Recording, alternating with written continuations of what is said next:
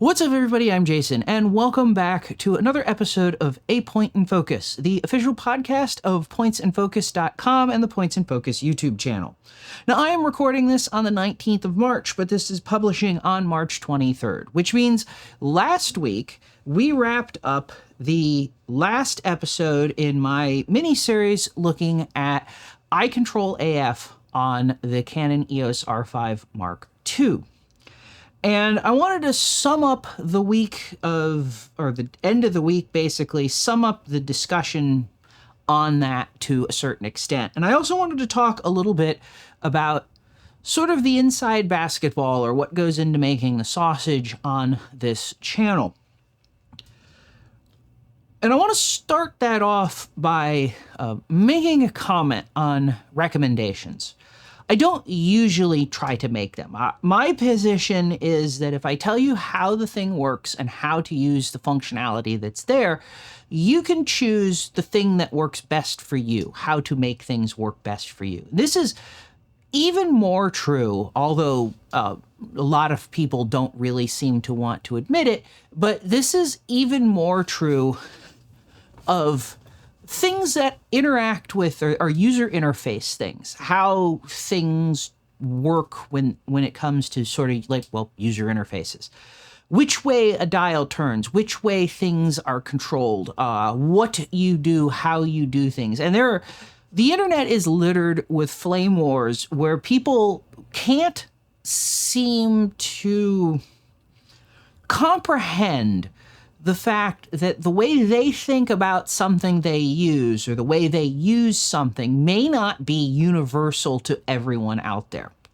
And so part of the reason I don't like making recommendations, especially on user interface related things, is that the way I use my camera, the way I think about my camera, the mental model that's behind my camera, it's not necessarily going to be the same way that you use your camera or the mental model that you have for using your camera. And so saying things like you should do X, or you should, the dials should turn in this direction, or this is the wrong way for a lens to mount, or something like that, to me isn't terribly useful.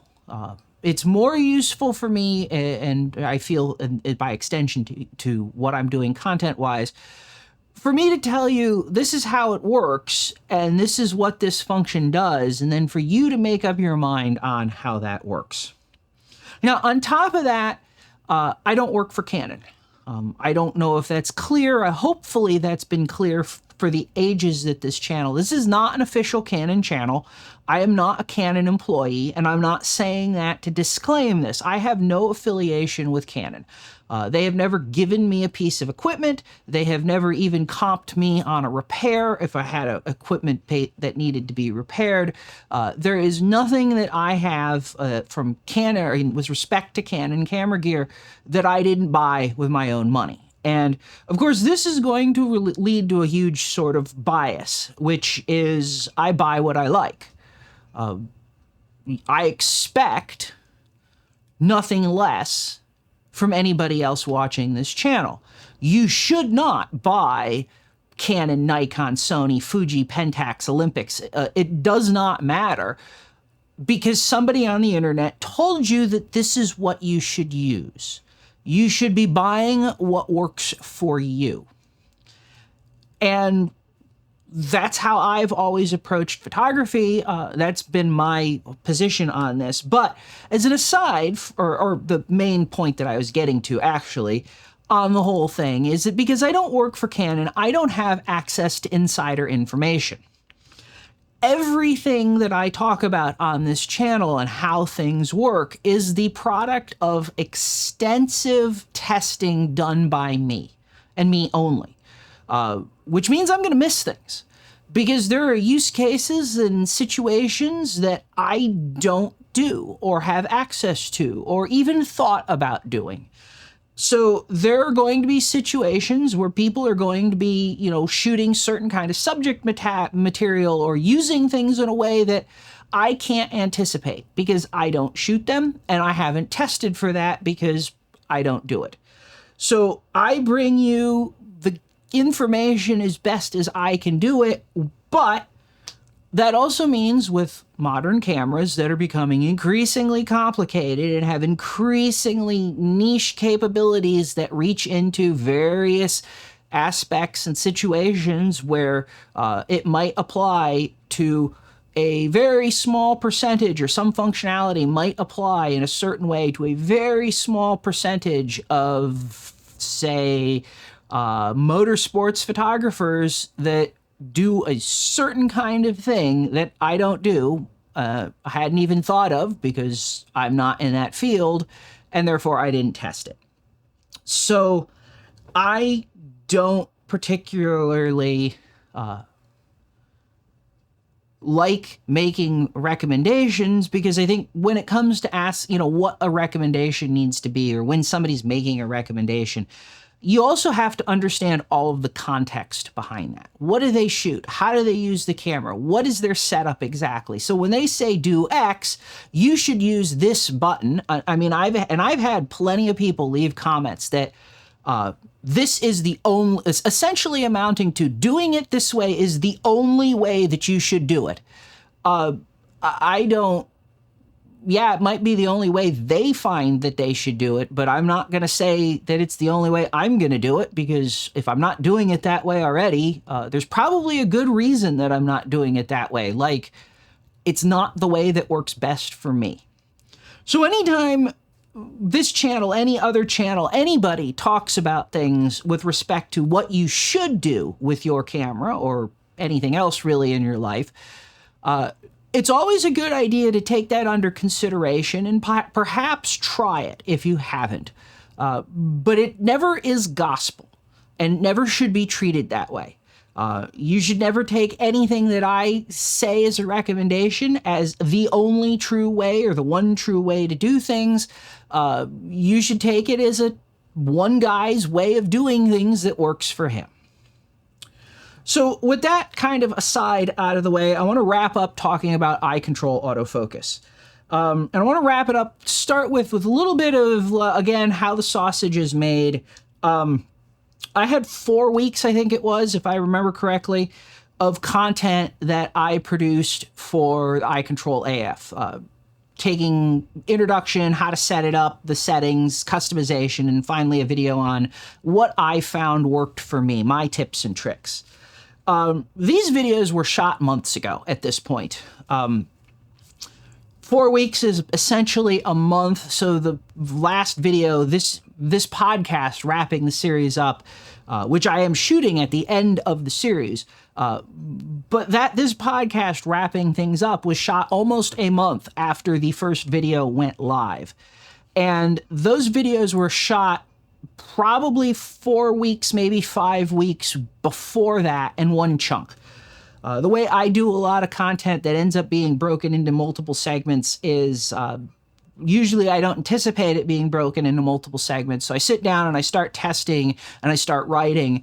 And as that script gets bigger and bigger and bigger, I realize I need to break this into multiple pieces. So I start breaking it into multiple pieces and potentially expanding on what is not, fully developed or as developed as I'd like it to be, or I could now develop more and test further because I've now got more time for it in the multiple parts of the videos. And I do all the testing, I do all the writing, I do all the shooting in one block, all the editing, and the whole thing goes up. And because I post one video a week, and I spend a lot of time in testing, which is part of the reason I'm only posting one video a week, even though I have quite a bit of buffer, if you will, or at least I do in some cases. I can't respond in the content on an immediate basis. So something was pointed out in a recommendation on how to set things up, was pointed out in the second or third video. The fourth video comes out and I have a comment saying, I don't know why you didn't talk about this thing that we told you about 2 videos ago. And the answer is because the video is already done. It's been published, or it's been sitting in the queue to be published for weeks.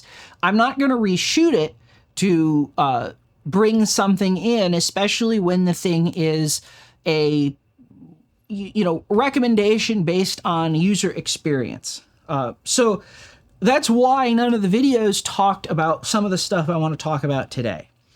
So the second point, and this is all, I apologize if this isn't quite as organized as I might like it to be, but the comment that sort of really prompted a lot of this discussion, a lot of what I'm talking about here, is I've repeatedly seen a comment that Rudy Winston from Canon Marketing or Technical in Canon USA said that you should turn the pointer off in eye control focusing. You should not have it on, you should turn it off, and that makes everything better. At least according to him, and again, his experience. And of course, why am I not saying that? Why am I not telling people that in my videos? And there's actually a couple of reasons for that. So the first reason is, until it was pointed out in the comments in one of the videos, which at that point was already too late for me to do anything more with the video, I hadn't heard or seen that. This might come as a shock to some people. I don't watch an awful lot of technical content on, or consume an awful lot of technical content on Canon cameras.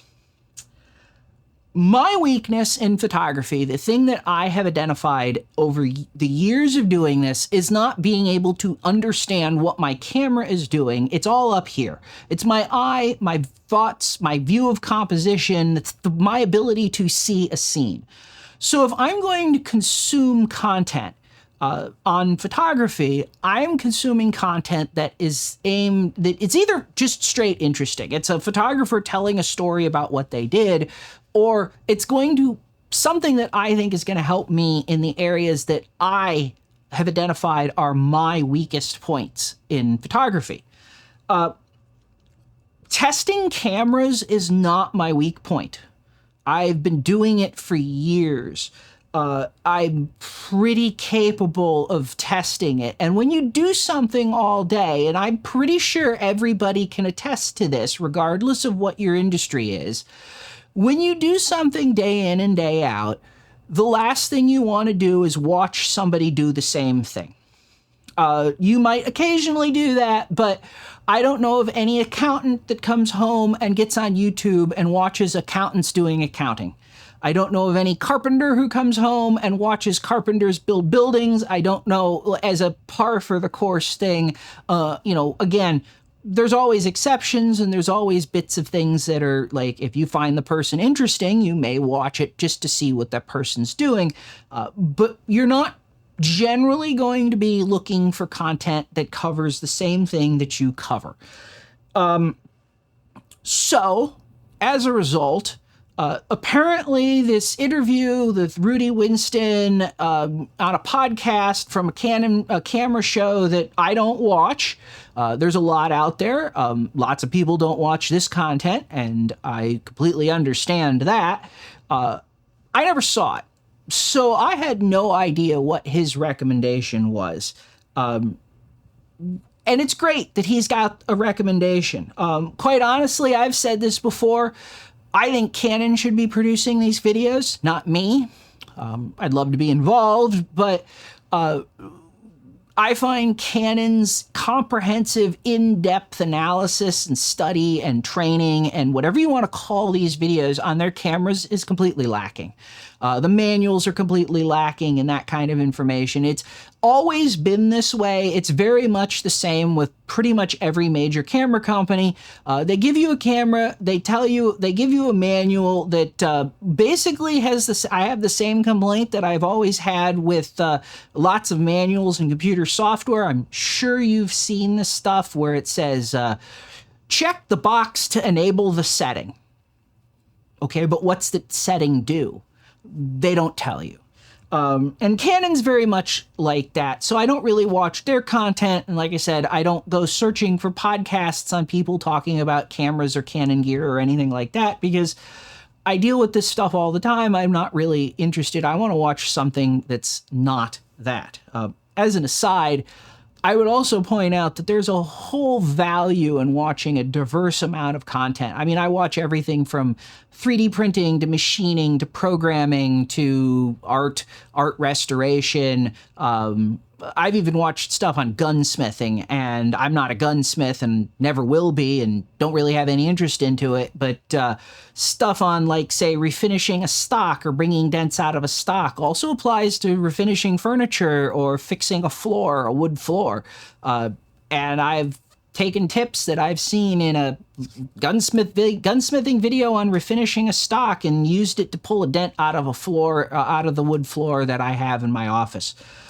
So there's value in watching a lot of stuff. And it's not to say that there isn't value in watching stuff that you do. But again, it's something that you're going to have to make your own decisions on.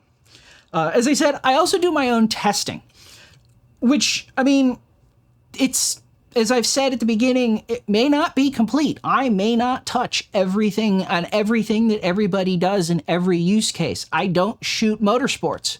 And I'm not probably going to be doing that ever or anytime soon. I won't say ever, but at least anytime soon.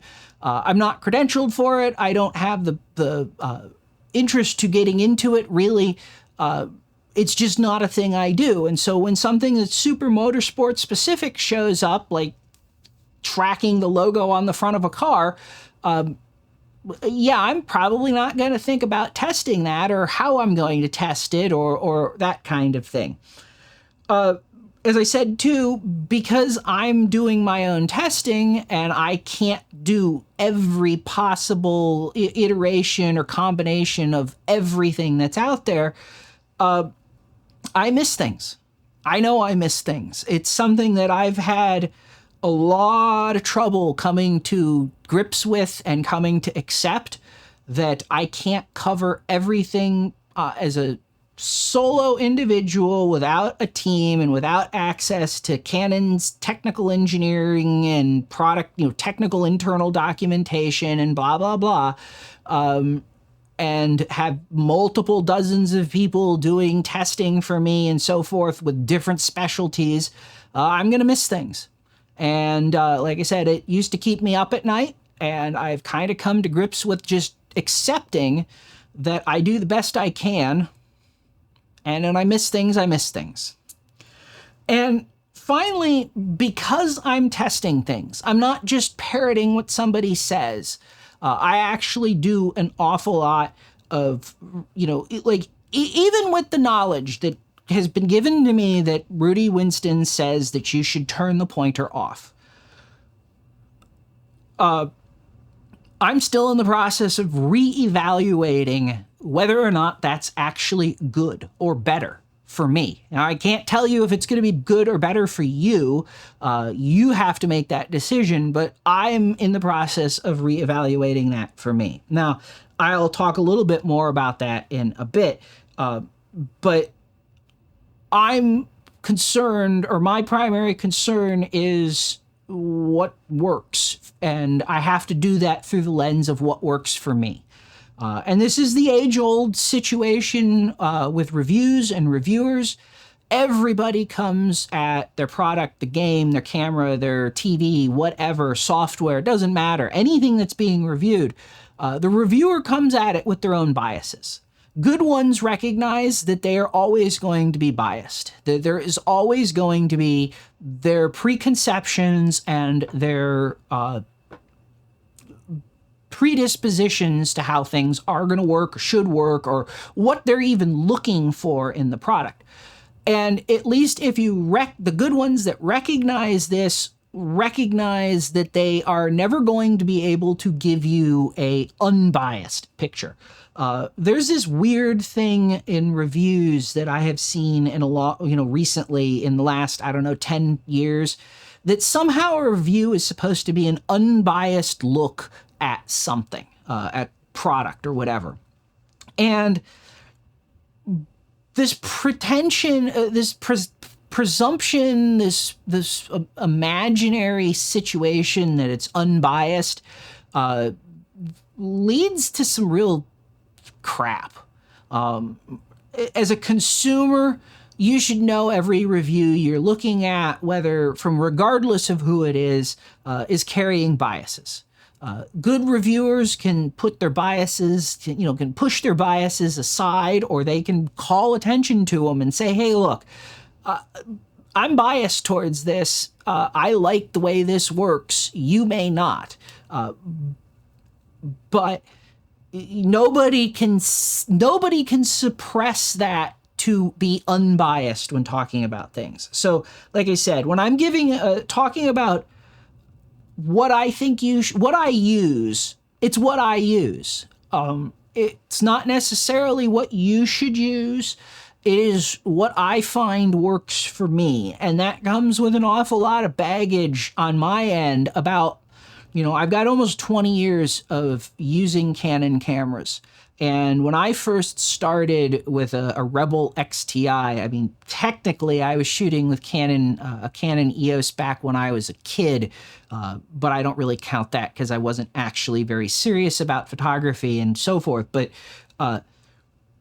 when I started, the Rebel XTI, that was my first Canon DSLR, didn't do half, even a quarter of what my R5 Mark II can do, which meant I had to learn how to use the camera, what it could do to accomplish what I wanted to. Take 3 or 4 years with that camera and 3 or 4 years with the next camera and 3 or 4 years with the next camera. And pretty soon you roll down to you have 10 or 15 years of doing something a certain way. And now you may not want, now the technology means that you don't necessarily have to do it that way, but it's so ingrained at this point that doing it that way may be a really hard habit to break, even potentially with the new technology enabling you to do things better or faster or more easily, but you still have this 20 plus years or 10 plus years or whatever of doing something a certain way and trying to adapt and improve with the changing technology. So with that said, let's talk about, does turning off the pointer help? And there's a really short answer to this discussion, which is maybe. It might for you. Now, what I didn't talk about in all the videos, because again, I have to distill down months of testing in the case of the iControl AF into a few minutes of video, is I initially tried with the pointer turned off. And I found that for me personally to be more frustrating than having the pointer on. Now, the argument against having the pointer on and why Winston says to turn it off, and why I'm going to say that this may very well be good for some users, maybe even most users, is it's just the argument goes, it's distracting. And because it's in the frame and it's moving, you look at it. And when you look at the pointer, then the camera moves the focus. And then the pointer, you look at the pointer and then the camera moves the focus, and therefore your eye drifts around, or the pointer drifts around and never actually goes where you want it to be. And I've seen this called the lazy eye control or lazy eye control pointer or something like that. Now here's the first problem I have with this. If the pointer is supposed to be pointing where I'm looking, the pointer and everything is calibrated properly, then I should always be looking at the pointer. It should always be directly in front of where I'm looking. Not a little bit to the side, not a little bit above or a little bit around or off on the other side of the screen. It should always be right where I'm looking, because that's the point of the pointer. The eye control focus system is supposed to be putting that pointer where you are looking. So you never, if assuming things are in calibration and it's working properly, you never should be looking to the pointer, and the pointer should be offset from where you're looking. The second problem that I had is that I never had that problem. I never had my eye control pointer drifting I had it not being where I was looking by a small amount. And it was always in the same-ish, not always depending on the calibration, it would change, but it would often the problem that I would have is I would look at something and the pointer would be slightly offset. And when I'd hit the button for the camera to start tracking, it would track the thing that's under the pointer, which is what it's supposed to be doing, or it would move the AF point to where the pointer was, which is what it's supposed to be doing. And that wouldn't be where I was actually looking. Now, part of the problem, or part of the reason that I talked about the way I calibrated or set up my pointer, I used the small pointer, I used the concentric circles, and I set it to purple, is that was the least visible or obvious settings for me of the pointer. I could see it in my vision. You don't have to look directly at something to be aware that it is there. I could perceive it, I should say, in my cone of vision, but it wasn't something that I was actively looking at. And in all of the testing, everywhere that I said that I found problems with the camera, with eye control and subject selection, whatever, it wasn't the pointer that I was commenting on. It was the AF box or the selected subject, the end of the process that I was commenting on. So I would be looking at a person's face and it would select and I'd hit the eye control start and it would hit the person's face next to that person. I wasn't looking at the pointer. I'm very consciously, because remember, I am testing this. I'm not just using this subconsciously. So I'm being very conscious and deliberate about what I'm doing. I'm looking at a person's face, and then it's not being selected. Okay, calibration off. Redo the calibration. Works a couple times, then I have problems again. Calibration's off, or my eye is not in the exact same position, regardless. So I started, again, like I said, the whole process, I turned the pointer off just to see. And I found that to be largely more frustrating for me in what I was doing and how I was working than having the pointer on. Because now the camera would select something and I wouldn't know why. And I wouldn't know what's going on. And I wouldn't know, is the calibration bad? There is no feedback, unfortunately. And this perhaps is a big criticism that I should probably have thought of and raised with Canon, with the eye control AF. There is no feedback or on the validity of the calibration. All of a sudden you're working and then all of a sudden things are not as accurate. And that's like when you need to recalibrate, but the camera doesn't say that. And if you don't have any feedback, like the pointer, you don't know that the pointer is slowly moving further and further away from where you're looking, because the camera isn't, other than the fact that it's not selecting the right subject anymore, it's not really telling you what's going on or why it's not selecting the right subject. And I found this to be, really infuriating because I'm looking at the thing and it's not being selected, and I just did a calibration and it's still not being selected, and all of that kind of things. And I wanted to know or need to know personally what the heck the camera's doing and why this isn't working correctly. So that's why I turned the pointer back on very early when I started playing with eye control AF. And as I said, I went through the settings and found the least obvious pointer. It was there so that I could perceive it just as a thing, but not so much that I was looking at it. I don't know why you would set your pointer to be white.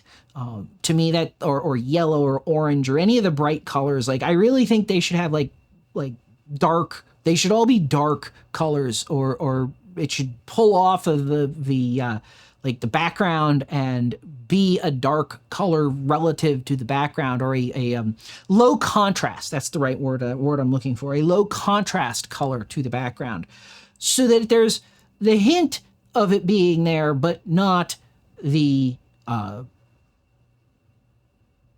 obvious thing that it's there. Now, subsequent to all of these comments, I decided to give it another try. Because if there's one thing that I have found, especially with eye control autofocus, it is that you have to learn, you have to spend time with it, because it's not the same way we've been doing things for at least the entirety that we've had digital cameras. I will point out, as I did in the video, that Canon actually had eye control technology in their cameras in the early 90s. In the film SLRs, only a couple models, much more limited because they had only like 3 autofocus points to start with, but that was what was there. And so this isn't really new, but it never was in any of the DSLRs, and so this is really the first time for it coming back. And it's coming back on a camera that has a vastly more capable and more complicated autofocus system. We don't really have autofocus points anymore. The point can go anywhere in the screen. We have the computer helping us. So if you have subject detection turned on, obviously the subject detection is going to, the pointer needs to be close, and then the subject detection can say, oh, it's looking at this thing or this thing, because it knows that those are the things that are in the field or in the area of the pointer, and the pointer just becomes sort of a help or an assistance to say, like, this is what the person's looking at. And that all plays together in a way that, obviously it wasn't doing in a DSLR with 9 or an SLR with 3 to 9 autofocus points. So there's a whole lot of getting used to things and using things and experience and practice and time behind the wheel, so to speak, or trigger time, if you will, for this all to really click and really make sense. And so a couple of weeks ago is when the videos, people started saying you should try turning the pointer off. I have since turned the pointer off again, and I'm trying again, which it's going to take more than 2 weeks for me to make make any kind of conclusion on that. Now, that said, I want to reiterate something that I have sort of tried to drive home, at least I wanted to drive home throughout the course of this whole thing, talking about eye control AF. I have 2 eyes, although I only use one of them for photography because it's the most comfortable way for me to use the viewfinder in my camera, so that's my right eye. So really, for photography, for eye control purposes, I have one eye. And I have one brain that's behind them that does all the thinking, controlling, and thought processing for that. As a side effect, I don't have hundreds of different eye colors to work with. My eyes are the color they are, and that is all they're ever going to be. And I don't have your brain. You do, and you have your eyes. And whatever you experience with eye control is going to be heavily dependent of, or any of us really, is going to be heavily dependent on not only how the camera sees our eyes. Oh yeah, I also wear glasses, which is potentially a problem. But not only is how the eye control works dependent on how the camera sees your eye, so eye color matters, lots of things matter in that respect, but also how your brain processes and perceives what you're looking at in the viewfinder. And this is where it goes back to the whole pointer thing. Some people are absolutely not going to be able to deal with a pointer in their viewfinder. They're going to look at it and it's going to be distracted, and the calibration is going to be off, and it's going to cause it to move, which, again, I should reiterate, it shouldn't be doing, because it should always be where you're looking, not somewhere else. So I can't tell you whether turning the pointer on or off is going to be the right move for you. I can tell you what my experience, again, has been so far. Is it helping now that I'm reevaluating it with this real focus on I'm not going to just get frustrated the first couple of hours that I use it, throw it away, and say, I'm going to go back, turn the pointer on. I'm making a significant conscious effort to run until I either decide that I'm not going to do this anymore, or it actually starts working well. So as of right now, 2 weeks-ish of off and on testing while I'm doing other things, of having the pointer turned off again and making a real deliberate effort. The whole situation for me, I'm still on the fence about it. I don't feel that my camera is doing much better than what it was doing when I had the pointer on. And again, this is for me. I don't know if this is going to be relevant to you. Only you are going to be able to judge that. I still have problems with accuracy.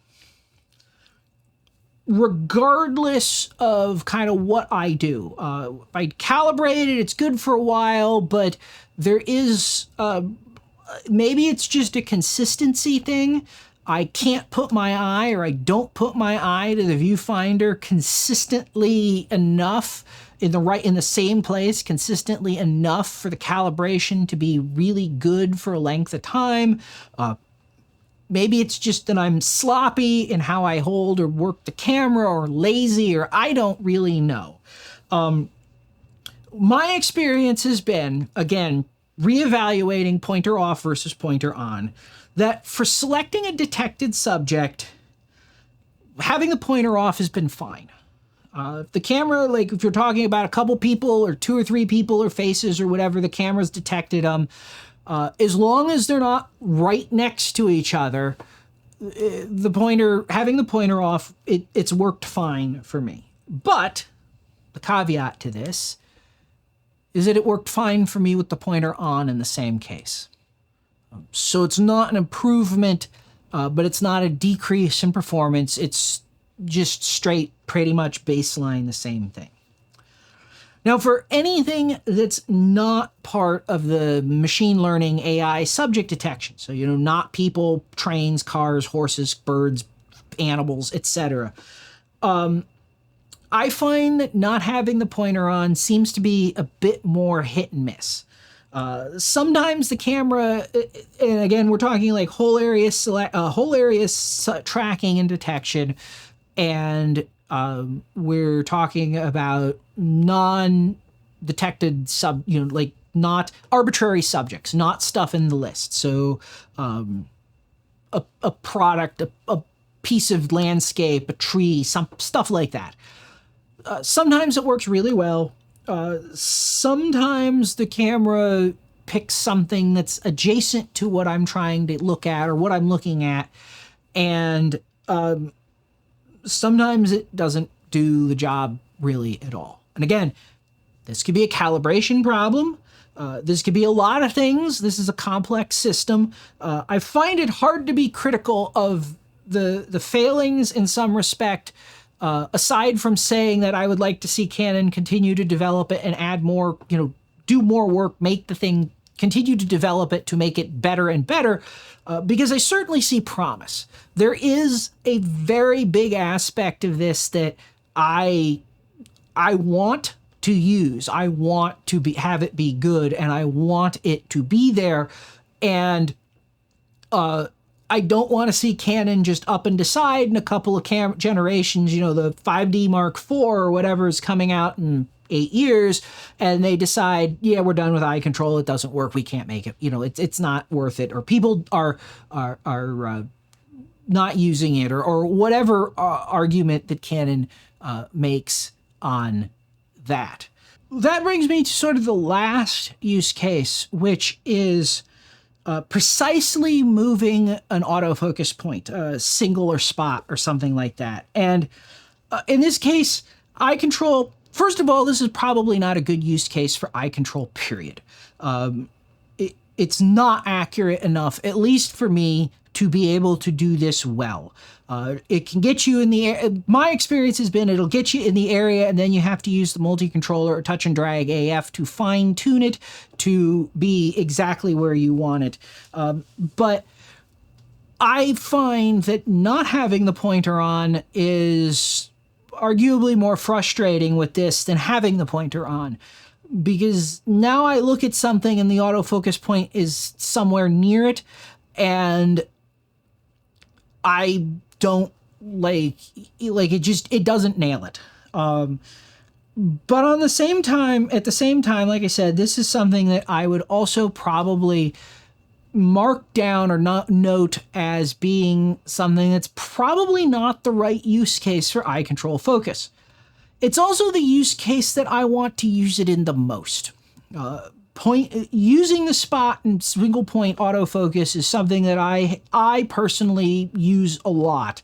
It's critical, or I won't say critical, but it's how I do a lot of the photography that I do.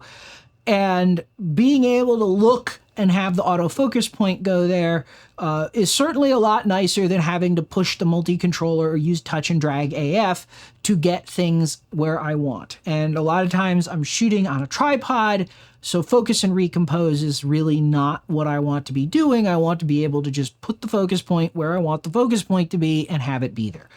This is where I would argue, at least from my experience, that Canon has the most room to improve.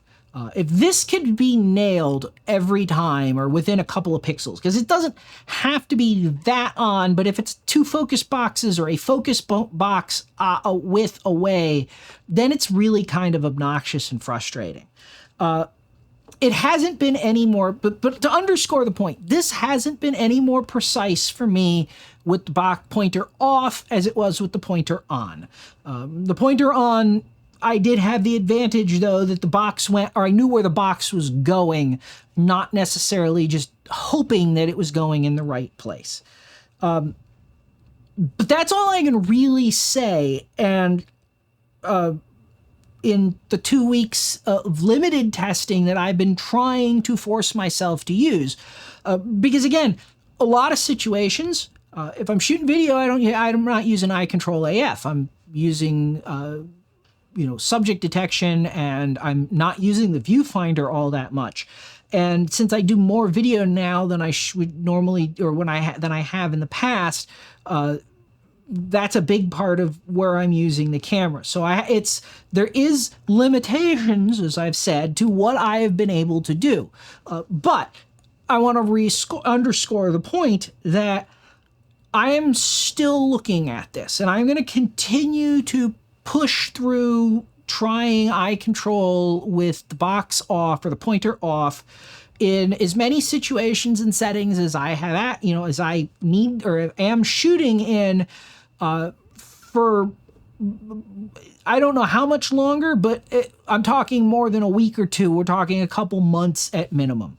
Now, at the end of that, if I can make a considerate conclusion, I may put another video out on eye control AF as part of the tips and tricks series with more updates, or it may just be something that gets relegated to a future podcast, and I'll talk about, what I found after, 6, 8, 10 weeks or whatever of testing it with the box off, and how that compared to my experience, or at least my recollection of my experience with the box on.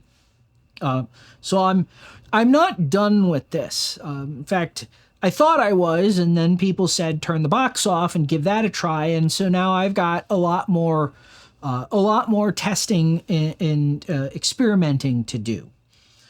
Now, before I wrap this up, and I am going to wrap this up shortly, I did have one commenter bring up a problem that he had with eye control focusing.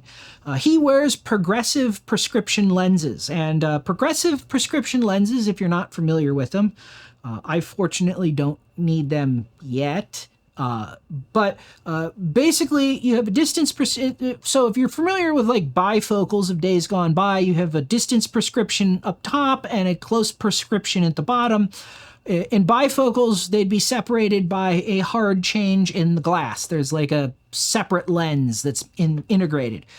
In progressives, the diopter changes gradually over the course of a range in the lens. At least this is, again, my understanding. I don't wear them yet, or wear them, hopefully ever, but yet is probably a better position, and given the fact that I already wear glasses, that with the idea being that as you look down the lens, the distance that is in focus gets closer. The prescription or the diopter changes, so the distance in focus gets closer until you go from infinity being perfectly in focus to close up, your like reading distance being in focus. And he was saying that that progressive lenses don't work with eye control AF. And he hadn't seen anybody talking about it. I certainly hadn't heard anybody talking about it. I was more concerned personally with polarized sunglasses, because I always wear polarized sunglasses, or almost always wear polarized sunglasses. And polarized sunglasses not working with it, and that worked fine. But progressive lenses, apparently, at least according to one commenter, don't work well or at all with eye control autofocus. And in thinking about this, I'm not terribly surprised, because with a single vision prescription, you have the same diopter everywhere that you're looking. So if you're looking at the camera down a little bit, like through the top of your lens versus through the bottom of your lens, your eye is still going through the same prescription, the same diopter, and that's what the camera is looking at. Because remember, eye control AF, there's a series of infrared illuminators in the around the viewfinder, and a couple of infrared cameras in the viewfinder that are looking at your eye and what it's doing, where it's looking, or not where it's looking so much as like its position in orientation, etc., in a flat image. Because as far as I can tell, it's a flat image that it's looking at. I don't think they're doing depth perception on it, although that would be cool if they were. Anyway, if you have different diopters that you're looking through at potentially different angles of, as you are, or even if you're straight on, but the sensor is seeing your eye through these different diopters, and therefore it's being distorted, because that's what they do, yeah, it's probably not going to work. I don't have more than this one person's comment, so I can't say this is, again, a for certain thing.